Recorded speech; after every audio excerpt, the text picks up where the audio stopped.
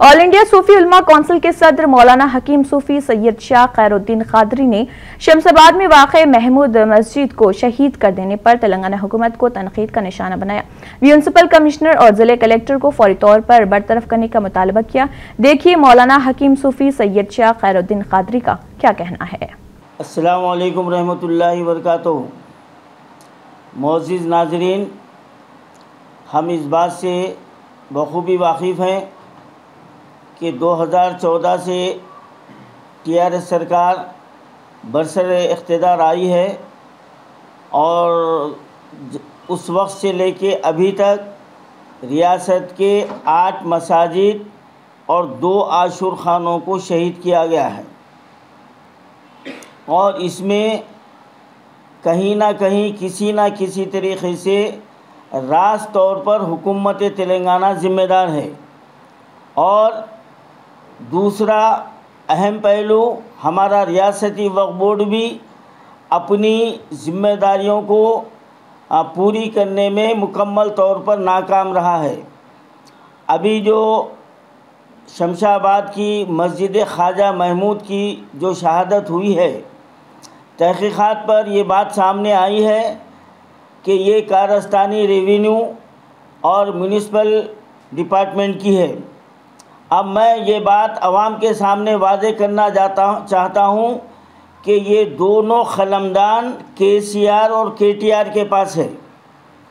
तो यहाँ रास्त तौर पर हमारे चीफ़ मिनिस्टर और उनके फ़र्जंद केटीआर इस मस्जिद की शहादत के ज़िम्मेदार है, वो इससे बड़ी जुम्मा ख़तई नहीं हो सकते। तो क्या रियासत के अवाम ने टीआरएस की और अलहदा तेलंगाना की तहरीक में जो कुर्बानियाँ दी है, क्या ये दिन देखने के लिए दी है कि हमारे इबादत गाहों को ये मिसमार करते जाएं और मुसलमानों के हुकूक को पामाल करते चले जाए और रियासत में फ़िरक़ा परस्त अनासिर को बढ़ावा दिया जाए, उनकी दर पर्दा पुष्ट पनाही की जाए? क्या इसीलिए हमने अलहदा तेलंगाना की तहरीक चलाई थी? क्या इसीलिए हमने टीआरएस सरकार को बरसर इक़्तिदार लाया था? ये बात गौर व फ़िक्र की है, हमको ये बात समझना चाहिए।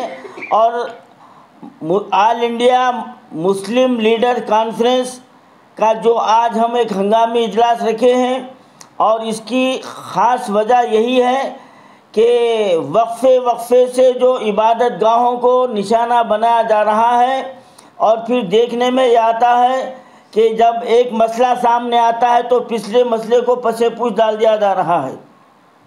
इस बारे में all India Muslim leader conference ने सख्त नोट लेते हुए अब इन 8 मसाजिद और 2 आशूर खाने के मसले को मुकम्मल तौर पर उठाने का और इसको हुकूमत तेलंगाना के सामने रखते हुए इसके ऊपर अमल आवरी के लिए मुकम्मल जद्दोजहद का फ़ैसला कर चुकी है।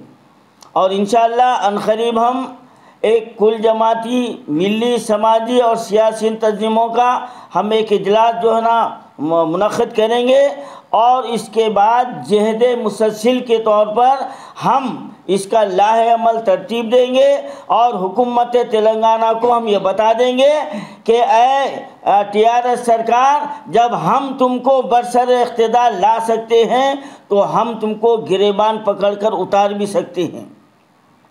तुमको हमारे हुकूक के तहफ़्फ़ुज़ के लिए हम तुमको इख्तियार सौंपा था, लेकिन तुम फ़िरक़ा परस्त अनासिर के आलाकार बनते हुए उनकी पुष्ट पनाही कर रहे हो।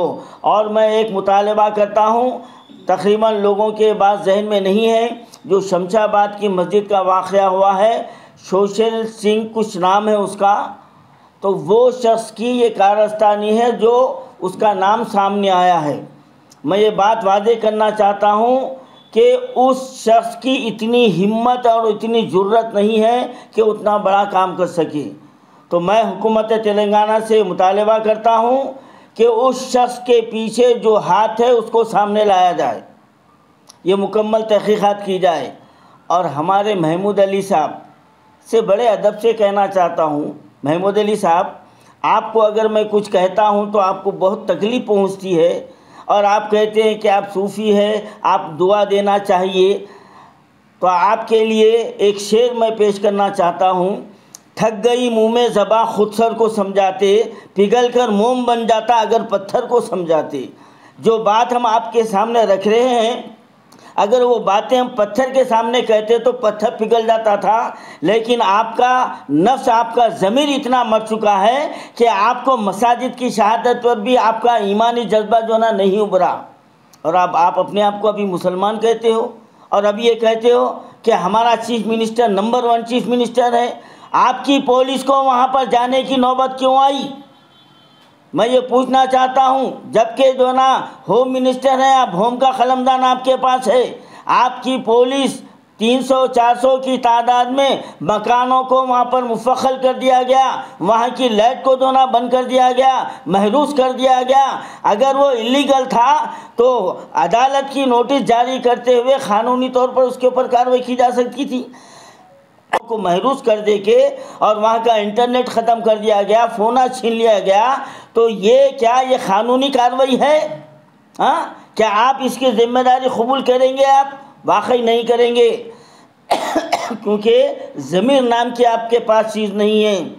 میں آج آپ کو کھلے الفاظ میں کہہ رہا ہوں, اگر آپ کے پاس ضمیر نام کی کوئی چیز ہے تو آپ فوری استعفیٰ دے دیجیے. آپ ہوم منسٹر برقرار رہنے کے اخلاقی حق سے آپ محروم ہو چکے ہیں آپ. اور میں حکومت تلنگانہ کو یہ وارننگ دینا چاہتا ہوں, اب یہ مسئلہ آل انڈیا مسلم لیڈر کانفرنس اس مسئلے پر خاموش نہیں بیٹھے گی. اب اس کو جہد مسلسل کے تحت ہم اس کو مسلسل احتجاج کرتے جائیں گے, اس وقت تک احتجاج کرتے جائیں گے جب تک کہ یہ پورے مساجد تعمیر نہیں ہوتے.